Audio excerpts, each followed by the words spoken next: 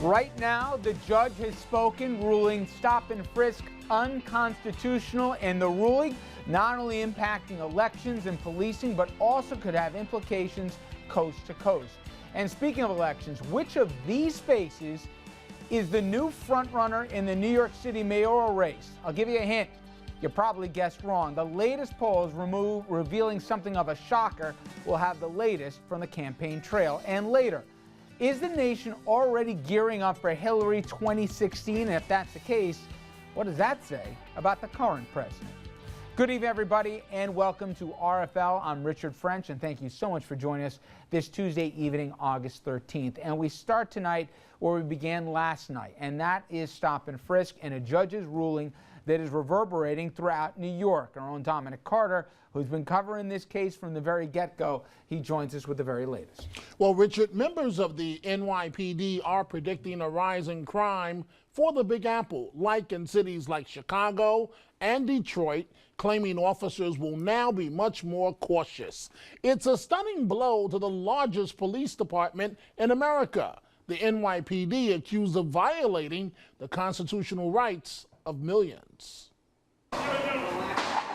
It's encounters like these that have fueled the fury. Minorities claiming that the NYPD's stop and frisk policy is blatant racial profiling. Kasim Walters says it happened to him. He says he's been stopped and frisked 7 times, and he's only 17 years old. Yesterday, a federal judge ruled that the NYPD has been engaging in a systematic discrimination by encouraging officers to search those they deem suspicious.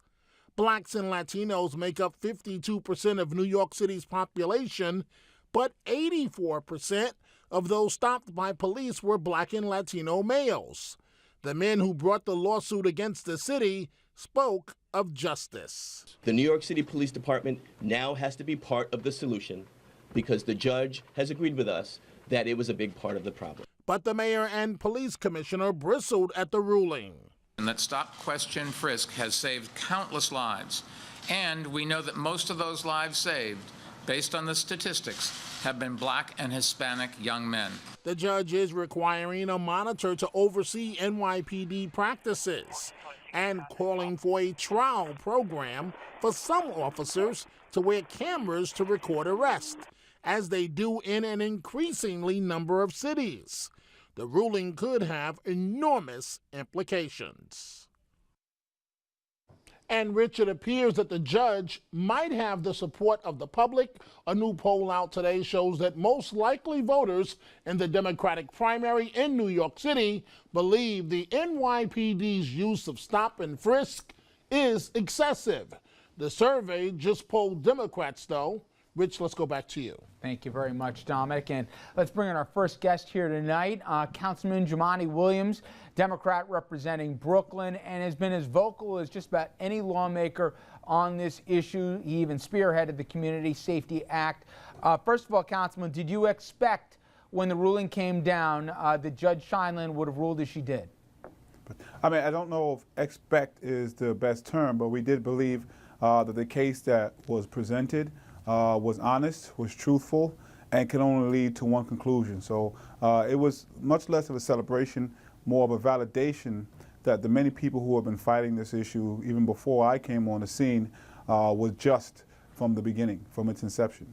Okay, you've heard what the mayor had said. You're the police commissioner. We heard from the PBA today that New York City will be a less safe place if, in fact, stop and frisk goes away. Violence in communities like the one that you represent, you're going to have murders on the uptick. The consequences are not going to be what supporters of this ruling ever intended. What's your reaction? Well, let's be clear. No one wants to stop and frisk, and this ruling doesn't stop and frisk. The only thing we've ever tried to get at was profiling within the way they were doing stop and frisk, and that's an issue. It has never helped, and it won't help in the future. If you look at the NYPD's own CompStat numbers, there's no correlation at all between murders, guns, and shootings, period. That's just the truth. No matter what it is they tell you, if you look at the numbers, you see that that is just a complete and utter fabrication. And I'm just disappointed. What the mayor and the commissioner are doing and the police unions are really, it's just obscene. And I said today the mayor is suffering from third-term billionaire syndrome. It's the only thing I can think of that, for some reason, he's the only one that's right. No matter the Attorney General that brought this up many years ago, no matter the 14 years we spend in court, no matter the City Council bill, no matter the federal judge ruling, no matter their own CompStat numbers, he's wedded to a program. And when you can't provide any data, this is the one place that he doesn't want to talk about data. And when he can't show data, he goes to fear-mongering and goes to scare tactics, which is really not helpful or beneficial to anyone. Have you heard from police today? We mentioned the quote right off the top that Dominic read from the PBA, but the mayor himself said, you're putting policemen's lives at risk here in response to the judge's ruling. Putting a monitor on place will make them look over their shoulder when they're trying to do their job. The only people that are putting police in danger and the city in danger are these guys who keep telling police that they will not be able to do their jobs, that they can't use descriptions, that they're going to be in financial danger. There is absolutely no truth to this at all. We want to continue the great police work that has been done. We want to stop the police work that's unconstitutional and ineffective. There's absolutely no confusion. The federal monitor is narrowly focused to stop and frisk. That's it. They can't tell them to do anything else on any other issue. The Inspector General has no force of law. They can only provide recommendations that the mayor and the commissioner can choose to accept or can accept. So what they're saying is the mere fact that someone can make recommendations will turn the upheaval in the police department, which doesn't make sense because every other agency has Inspector General. What we're hearing is what we hear every single time there's a reform that comes to the police department, whether it's CCRB, whether it's how long we can take before we speak to an officer after a shooting. This sky is falling is always what they come up with, and it never happens. It's not going to happen now. All right, Jumaane, last thing I'm going to bring on our table after this. I heard a lot of people say men don't end. You'll have but at the end of the day, both politically speaking and practically speaking, you can't be half pregnant with this program. If you're saying to law enforcement, no longer can you basically just look at somebody and say, okay, put your hands up here. I'm going to basically use my discretion. If now there has to be checks and balances, if there's no profile and there's no stop and frisk, can you really have it both ways or no? This mend versus end has always been a false dichotomy that's being created. What needs to stop is profiling. You can have stop and frisk without profiling. You just can't have it the way they're doing it. The mere fact that we have a title to it, it's crazy because police departments, other places that are doing this properly, just stop people if they have reasonable suspicion. There's no title to it. It's called police work. We want to make sure that police continue their ability to stop people with reasonable suspicion. We want to end the profiling. Mayor Bloomberg will go down as stop and frisk synonymous with profiling. But that's because of the way they handle this, not because of the pushback that we're rightfully giving. It is unconstitutional what he's done with this policy, and on top of that, it hasn't even been effective. Councilman, I appreciate a few minutes here. Thank you so much. Thank you. All right, let's bring in our panel on this. We got Scott Levinson, president and founder of the Advanced Group. Dominic Carter, you just met. Assemblyman Kieran Lawler, Republican out of Fishkill. Richard St. Paul, Republican strategist and a former vice chair for the National Black Republican Association. And Andrew Whitman, our senior political correspondent. Let me first do with the policy, and then we'll do with the politics, guys. On the policy front, the mayor's already said he's going to appeal this. If he's got to go all the way up to the highest court in the land, at the end of the day, a year from now, where are we with stop and frisk? We're right where we are today. I mean, the fact is the law is very clear. It's never been about overturning stop and frisk as a police policy. It's always been the issue of what was the implementation of reasonable suspicion. If you look at the numbers, they're glaringly clear that this has been a process of discrimination.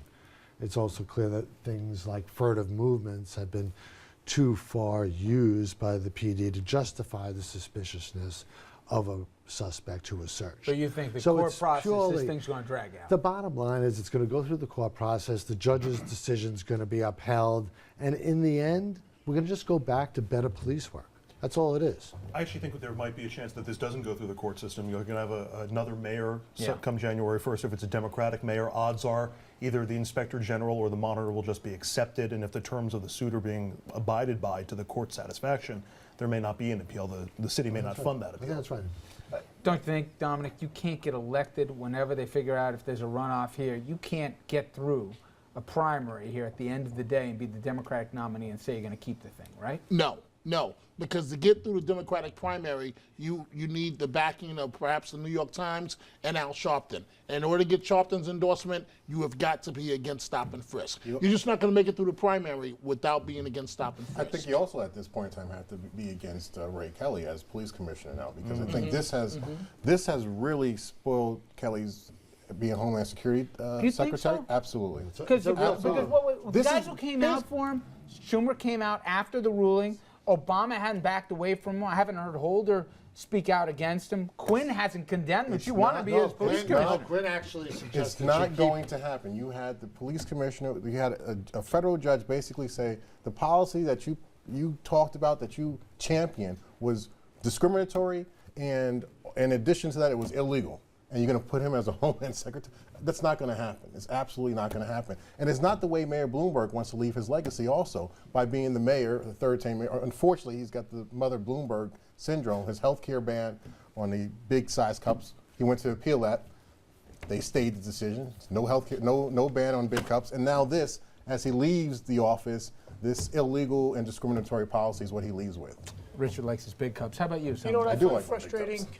Who doesn't? Who doesn't? I find frustrating, there's a process, right? The city council passed a law, the governor vetoed it. Now a federal judge, unelected, life tenured, is going to make a decision that affects the entire 8 million population of New York City. She's been on the bench for more than 20 years. What does she know about policing to make a decision like this? Another thing that has been pointed out. It's not about policing, it's about constitutionality. I agree with you. I wish Bloomberg wouldn't just say it'll keep you safer. He should say it squares with the Fourth Amendment and it will keep you safer, and that's what I think. Another part of her ruling was let's make the police wear video cameras for the next year to monitor everything. How does that square with the Fourth Amendment? She's trying to protect the Fourth Amendment by putting everyone on camera 24 hours a day. That's a real violation. If you're not even part of the interaction with the police. I wasn't crazy about that for a different reason. I wasn't crazy about the cameras on the cops. It just seemed a little impractical to me, and I think, but I just don't see guys a year from now. Nobody can get elected dog catcher in New York City if you want this. 10 years ago, we had a debate about how many video cameras would be in the street. Nobody debates that anymore. Actually, a lot of people are real happy they're being watched all the time. And you know what? Welcome to the modern age where everybody's got a cell phone in their pocket. Everybody's taking video all the time. Look at Anthony Weiner. The bottom line is, good point. The bottom line is to presume that you're not being watched is naive. And we got dash cams in police cars all over the country and all over the area. It's just another step. I don't know if it's practical. I'm not sure if that's binding from the judge. I thought that was a we've mentioned up the top. In urban neighborhoods, you have towers that look all down the street. This thing's impact is going to very likely go beyond New York.